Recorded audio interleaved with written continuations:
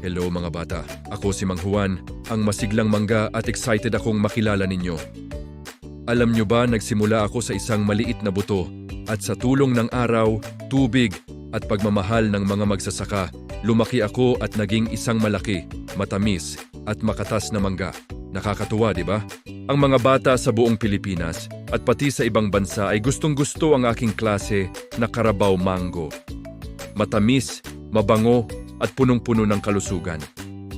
Alam nyo ba na sa bawat kagat ninyo, may bit-bit akong vitamin C para sa malakas na katawan, vitamin A para sa matalinong mata, at fiber para maging maayos ang inyong digestion.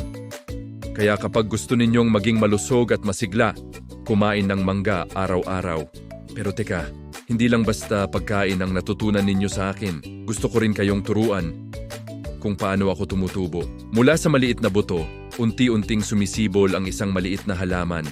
At pagkatapos ng maraming taon, magiging punong mangga na puno ng bulaklak at prutas. Nakakatuwang isipin na ang bawat puno ay pinapalaki ng mga magsasaka na nag-aaruga sa akin araw-araw. Talagang dapat silang pasalamatan dahil kung wala sila, wala rin akong makakain. At alam nyo ba, maraming paraan para kainin ako?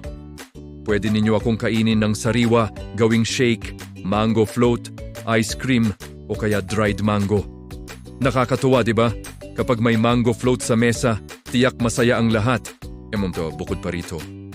Gusto kong ibahagi ang mga nakakatuwang facts tungkol sa akin.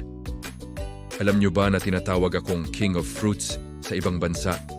At may punong mangga na nabubuhay ng higit 100 taon? Oo, tama. May higit sa 1,000 varieties ako sa buong mundo. At sa Pilipinas, kilala ang Guimaras sa kanilang masasarap na Mango Festival. Ngunit hindi lang pagkain at kasayahan ang importante. Mahalaga rin ang kalikasan para patuloy tayong magkaroon ng masasarap na mangga. Kaya mga bata, magtanim tayo ng puno, magtipid sa tubig, huwag magkalat, at pangalagaan ang ating kapaligiran. Kapag inalagaan natin ang mundo, mas marami tayong mangga sa hinaharap. Tandaan ninyo, ang mangga ay hindi lang masarap, kundi nagbibigay din ng aral, maging malusog, magpasalamat sa magsasaka at igalang ang kalikasan.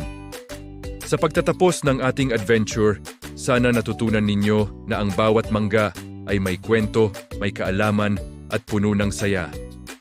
Maraming salamat sa pakikinig, mga bata, at hanggang sa muli. Kumain, maglaro at maging masigla tulad ko, si Mang Juan ang masiglang mangga.